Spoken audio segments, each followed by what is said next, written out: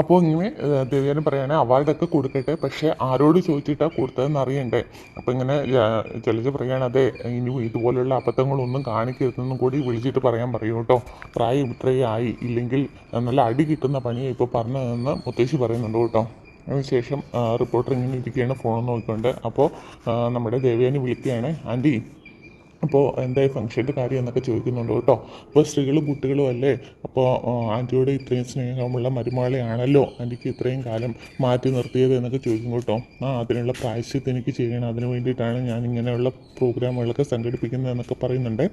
അപ്പോൾ ബ്രോഷറൊക്കെ റെഡിയായി കഴിഞ്ഞു എന്നൊക്കെ ചോദിക്കുന്നുണ്ട് കേട്ടോ. എല്ലാം റെഡിയായി, ഇനി ഞാനിത് ആൻറ്റിക്ക് അയച്ചു തരാം എന്ന് പറയുന്നുണ്ട് കേട്ടോ.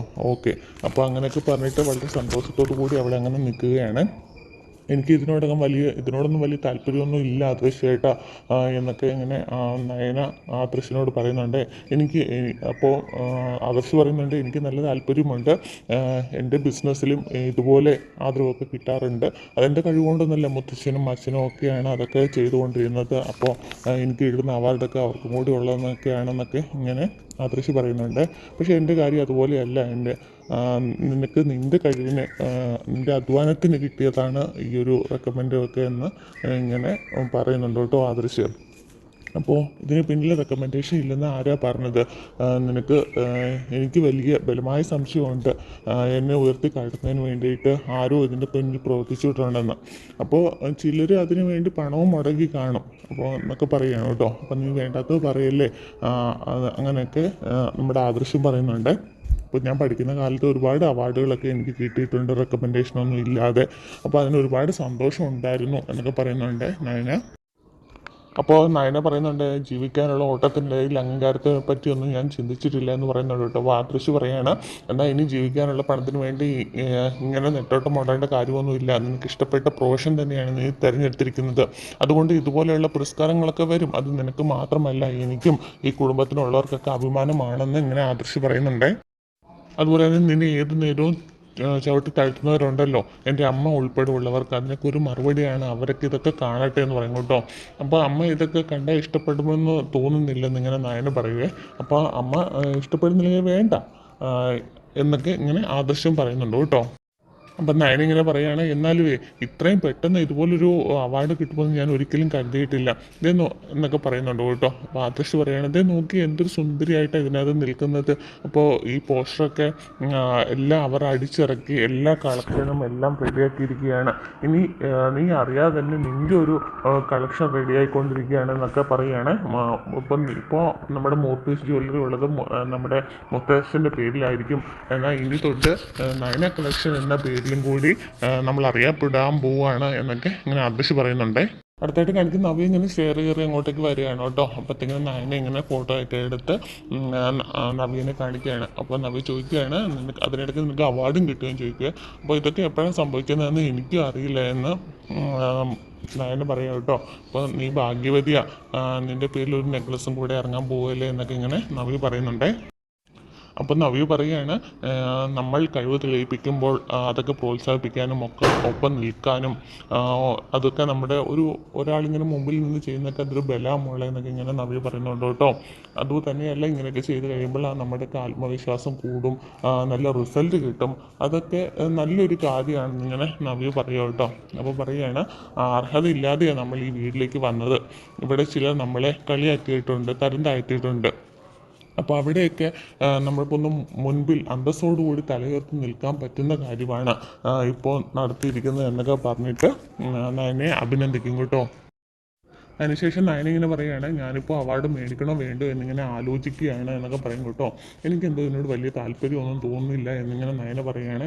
അപ്പോൾ നിൻ്റെ പേരും വെച്ച് ഈ ഫംഗ്ഷൻ നടത്തുന്നവരുടെ മുന്നിൽ കരിവാരി തേക്കാനാണോ നീ ഉദ്ദേശിക്കുന്നത് എന്നിങ്ങനെ നവി ചോദിക്കും കേട്ടോ. അപ്പം നിൻ്റെ സ്ഥാനത്ത് ഞാനായിരുന്നെങ്കിൽ ഈ ഒരു പോസ്റ്റർ പരിചയക്കാർക്ക് മുഴുവൻ അയച്ചു കൊടുത്ത് മാക്സിമം ആളുകളെ അവിടെ പങ്കെടുപ്പിക്കുന്നതിന് വേണ്ടിയിട്ട് ഞാൻ ശ്രമിക്കുമായിരിക്കും എന്നൊക്കെ നമ്പി പറയുന്നുണ്ട്. അപ്പോൾ പിന്നെ അവർ വിളിച്ചിട്ട് വീണ്ടും പറയുകയാണ്, ഏതായാലും അവാർഡ് മേടിക്കണം, നീ അങ്ങനെ ഒന്നും ചെയ്യരുത് എന്നിങ്ങനെ നവ്യ പറയുമ്പോൾ നയന പറയുകയാണ്, എന്താണെങ്കിലും ഞാനൊന്ന് ആലോചിച്ചിട്ട് അവാർഡ് മേടിക്കണോ വേണ്ടോ എന്നിങ്ങനെ പറയുക കേട്ടോ. അപ്പോൾ ഇങ്ങനെ നവി പറയുന്നുണ്ട്, ദേ ഈ കാര്യത്തിൽ കൂടുതൽ ആലോചനയൊന്നും വേണ്ട, ആരെയും നിരാശപ്പെടുത്താതെ നീ പോയി അവാർഡ് മേടിച്ചുകൊണ്ട് വരണം, രണ്ട് വക സംസാരിക്കുകയും വേണം എന്നൊക്കെ പറയുന്നുള്ളൂ കേട്ടോ. ആ സമയത്ത് അച്ഛൻ്റെ അമ്മയുടെ ഒക്കെ പേര് പറയുന്നതിനോടൊപ്പം എൻ്റെ പേരും കൂടി പറഞ്ഞു എന്നൊക്കെ പറയുന്നുണ്ട്. അപ്പോൾ ഇങ്ങനെ നയന പറയണം, അയ്യടെ കൊള്ളാലോ എന്നൊക്കെ ഇങ്ങനെ ചോദിക്കുന്നുണ്ട് കേട്ടോ. അങ്ങനെയാണെങ്കിലും എൻ്റെ പേരും 10 പേര് അറിയട്ടെ എന്നിങ്ങനെ ഇങ്ങനെയൊക്കെ നവി പറയുകയാണ്. ഒരു പരസ്യത്തിൽ ഞാനൊരു പരസ്യത്തിൽ അഭിനയിക്കാൻ പോയപ്പോൾ എല്ലാവരും എന്നെ അത് തടഞ്ഞതാണല്ലോ. ഇനിയിപ്പോൾ കുഞ്ഞ് ജനിക്കാൻ പോവുകയാണ്, അപ്പോൾ ഇനിയിപ്പോൾ മുന്നിലോട്ട് അതിനുള്ള സാധ്യതയോ കാര്യങ്ങളോ ഒന്നും ഇല്ല. അതുകൊണ്ട് ഇങ്ങനെയാണെങ്കിലും ഒരു അവസരം കിട്ടട്ടെ എന്നൊക്കെ പറയുന്നുണ്ട് കേട്ടോ. ഒരനിയത്തി SI ആണ്, ഇന്നൊരനിയത്തി ഡിസൈനറാണ്. അപ്പോൾ അതിൻ്റെയൊക്കെ ഒരു അഹങ്കാരത്തോടു കൂടി തന്നെയാണ് നവി ഇങ്ങനെ പറയുന്നത് കേട്ടോ. അപ്പോൾ നമ്മുടെ നയന ഇങ്ങനെ പറയുകയാണ്, എന്താണെങ്കിലും ഇങ്ങനെ മനസ്സിൽ ആലോചിക്കുക കേട്ടോ, എന്താണെങ്കിലും എൻ്റെ അമ്മായിയമ്മയെ അങ്ങനെ ഞാൻ വെറുതെ വിടാൻ ഉദ്ദേശിച്ചിട്ടില്ല എന്നിങ്ങനെ മനസ്സിൽ വിചാരിക്കുക. അപ്പോൾ ഇങ്ങനെ നവി ചോദിക്കുന്നുണ്ട്, എന്താ മോളെ നീ ഇങ്ങനെ ആലോചിക്കുന്നത് എന്നൊക്കെ ചോദിക്കും കേട്ടോ. അപ്പോൾ ഒന്നുമില്ല എന്നൊക്കെ പറയുക. നിനക്ക് സ്റ്റേജിൽ കയറാൻ മടിയൊന്നും ഇല്ലല്ലോ, ഇത്തരം ഫംഗ്ഷനൊക്കെ നീ നെഞ്ചിരിപ്പൊന്നും ഇല്ലാതെ നീ കയറി അവാർഡൊക്കെ മേടിക്കുന്നതല്ലേ എന്നൊക്കെ ചോദിക്കും കേട്ടോ. അപ്പം നവിക്കൊരു സംശയം, ഇനി അതുകൊണ്ടാണോ നയന ഇങ്ങനെ മാറുവാനായിട്ട് ഉദ്ദേശിക്കുന്നത് എന്നൊക്കെ. അപ്പം അതൊന്നും കുഴപ്പമില്ല, എന്താണെങ്കിലും ഞാനൊന്ന് ആലോചിക്കട്ടെ എന്നൊക്കെ പറയുന്നുണ്ട് കേട്ടോ നയന. അപ്പം നവി ഇങ്ങനെ ചോദിക്കുക, നിനക്ക് വേറെ എന്തെങ്കിലും പ്രശ്നമുണ്ടോ, എന്താണെന്ന് നീ പറയാന്നൊക്കെ പറയാം. കുറച്ച് കാര്യമുണ്ട് എന്നൊക്കെ പറയും കേട്ടോ. അപ്പോൾ നീ എന്താണെന്നത് എന്നോട് പറയാൻ പറയും. വേണ്ട, തൽക്കാലം അതെൻ്റെ മനസ്സിൽ തന്നെ ഇരുന്നോട്ടെ, അത് പിന്നീട് ഞാൻ പറയാം എന്ന് പറഞ്ഞിട്ട് നവി ഇങ്ങനെ ആലോചിച്ചിട്ട് നിൽക്കുക കേട്ടോ. അങ്ങനെ നയന പോവുകയാണേ. പിന്നെ നമ്മുടെ നന്ദുവിൻ്റെ വീടാണ് കേട്ടോ കാണിക്കുന്നത്. ഗോവിന്ദനും കനകയും കൂടെ അവിടെ ഇരിക്കുകയാണ്. ഗോവിന്ദനും വെള്ളമായിട്ട് ഇങ്ങനെ കനക കടന്നു വരുന്നുണ്ട് കേട്ടോ. അപ്പോൾ നമ്മുടെ നന്ദു ഇങ്ങനെ അച്ഛാന്നും വിളിച്ചിട്ട് ഓടി വന്നിട്ട് പറയുന്നുണ്ട്, അച്ഛ അറിഞ്ഞു, നമ്മുടെ നയനേച്ചിക്ക് അവാർഡ് കിട്ടാൻ പോവുകയാണ്. അപ്പോൾ വിമൻസ് കൾച്ചറൽ സൊസൈറ്റിയിലാണ് അവാർഡ് ഏർപ്പെടുത്തിയിരിക്കുന്നത് എന്നൊക്കെ പറയും കേട്ടോ. അപ്പം കനക, ഓ ദേവി, ഇനി നമ്മളുടെ നല്ല സമയമാണെന്ന് തോന്നുന്നു എന്നൊക്കെ പറയുവേ. അപ്പോൾ അതിനുശേഷം പറയും, നമ്മുടെ ജ്യോത്സ്യം നേരത്തെ പറഞ്ഞിട്ടുണ്ടായിരുന്നല്ലോ, അപ്പം ഇനി മോളുടെ നല്ല കാലമാണെന്ന് അതുപോലെ തന്നെ തൊടുന്നതെല്ലാം പൊന്നാകും എന്നാണ് ജ്യോത്സ്യം അപ്പോൾ തൊട്ട് പറഞ്ഞിട്ടുണ്ടായിരുന്നത് എന്നിങ്ങനെ കനക പറയുവേ. അപ്പോൾ ഇങ്ങനെ നമ്മുടെ നന്ദു പറയുകയാണ്, ചേച്ചീനെ അനന്തപുരിയിൽ താരമായിക്കൊണ്ടിരിക്കുകയാണ്, അതിനനുസരിച്ചിട്ട് ആ അനാമികയും അവളുടെ സ്നേഹിക്കുന്നവരുടെയും ശത്രുത എന്തായാലും ഇങ്ങനെ കൂടുന്നൊക്കെ പറയുകയാണ് കേട്ടോ. അപ്പോൾ ഇനി എത്ര കൂടിയാലും ശരി, നമ്മുടെ ഭാഗത്ത് നന്മയുണ്ടെങ്കിൽ അത് നമ്മളോടൊപ്പം തന്നെ നിലനിൽക്കുമെന്ന് ഇങ്ങനെ ഗോവിന്ദൻ പറയുന്നുണ്ട്. അത് തന്നെയാണ് നമ്മുടെ നയന മോളുടെ കാര്യത്തിൽ സംഭവിച്ചത്. പാവം തുടക്കത്തിൽ എന്തുമാത്രം അനുഭവങ്ങളൊക്കെ അനുഭവിച്ചതാണ്. നബിമോൾ പോലും അവളെ തള്ളി പറഞ്ഞതല്ലേ. എന്തായാലും ഇന്ന് അതിനൊക്കെ ഒരു പരിഹാരം ആയല്ലോ എന്നിങ്ങനെ കനക പറയുക. അപ്പോൾ നന്മയും സ്നേഹവുമുള്ളവളാണ് ആദർശ്. ആദ്യം തെറ്റിദ്ധാരണ മൂലം അവരെ അകന്നു നിന്നെങ്കിലും ഇപ്പോൾ രണ്ടാളും നമ്മൾ വലിയ അടുപ്പത്തിലാണ്. അതുകൊണ്ട് അതെല്ലാം നമ്മുടെ മോൾക്ക് ഗുണമായിട്ടുണ്ട് എന്നിങ്ങനെ ഗോവിന്ദൻ പറയും കേട്ടോ. ഈ വിഷുവിന് ചേച്ചിയുടെ ഫോട്ടോ വെച്ചിട്ടായിരിക്കും മൂർത്തീസ് ജ്വല്ലറിയുടെ അഡ്വർടൈസ്മെൻറ്റ് നല്ല രീതിയിൽ നടത്തും എന്നൊക്കെ ഇങ്ങനെ നമ്മുടെ നന്ദു പറയുകയാണ്. അപ്പോൾ ഇങ്ങനെ നമ്മുടെ കനക പറയുകയാണ്, ഇങ്ങനെ പരസ്യമൊക്കെ വെച്ചിട്ട് ഫോട്ടോയൊക്കെ വെച്ചിട്ട് മുഖമൊക്കെ കാണിക്കാനായിട്ട് ഏറ്റവും ഇഷ്ടപ്പെട്ടത് നമ്മുടെ നവിമോളായിരുന്നു. എന്നാൽ അതിനുള്ള ഭാഗ്യം ഇപ്പോൾ സിദ്ധിച്ചിരിക്കുന്നത് നയനമോൾക്കാണ് എന്നൊക്കെ പറയും കേട്ടോ. അപ്പോൾ മോൾക്ക് നയനയ്ക്കാണെങ്കിൽ ഇതിനോടൊന്നും വലിയ താല്പര്യമൊന്നും ഉണ്ടായിരുന്നില്ല. ഡിസൈൻ ചെയ്യുന്ന ആൾ തന്നെ ഇപ്പോൾ എന്തൊക്കെയായാലും ഫോട്ടോയിൽ വന്ന് പരസ്യമൊക്കെ നടത്തുന്ന നമ്മുടെ മൂർത്തീസ് ജ്വല്ലറി കരൾ ദാനമായി കൊടുത്തിട്ടും അതറിയാതെ വിമർശിക്കുന്ന മോളുടെ അമ്മായിമ്മ തന്നെ മോളുടെ കഴിവ് കണ്ട് അഭിനന്ദിക്കട്ടെ, അവളെ സ്നേഹിക്കട്ടെ എന്നൊക്കെ ഇങ്ങനെ പറയുന്നുണ്ട്. അതിനുശേഷം നമ്മുടെ നയന ആൻമരിയെ വിളിക്കുകയാണ്. അപ്പോൾ ആൻമരി ഇങ്ങനെ ഫോണൊക്കെ നോക്കിക്കൊണ്ടിരിക്കുകയായിരുന്നു. ആ അമ്മയുടെ എന്നോട് വിശേഷ സുഖമാണെന്നൊക്കെ ചോദിക്കും കേട്ടോ.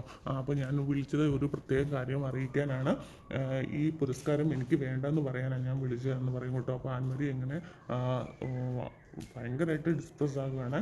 എന്താ മേഡം ഈ പറയുന്നത് എന്നൊക്കെ ഇങ്ങനെ ചോദിക്കും കേട്ടോ. അപ്പോൾ നയന ചോദിക്കും, എന്നോട് ആലോചിച്ചിട്ടാണോ ഈ ഫംഗ്ഷൻ സംഘടിപ്പിച്ചതെന്ന് ചോദിക്കും കേട്ടോ. അപ്പോൾ ഞാൻ നേരത്തെ വിളിച്ച് മേഡത്തിൻ്റെ അടുത്ത് സംസാരിച്ചതായിരുന്നല്ലോ എന്നിങ്ങനെ ആൻമരിയ പറയും കേട്ടോ. അപ്പോൾ ഞാൻ മേഡത്തിൻ്റെ ഹസ്ബൻഡിനെയും വിളിച്ചിട്ട് പറഞ്ഞതാണ് എന്നൊക്കെ ഇങ്ങനെ ആൻമരിയ പറയുകയാണ്. അപ്പോൾ നയന പറയുകയാണ്, എന്നെ വിളിച്ച സമയത്ത് ഞാൻ സമ്മതം മൂളിയിരുന്നോ എന്നിങ്ങനെ ചോദിക്കും കേട്ടോ.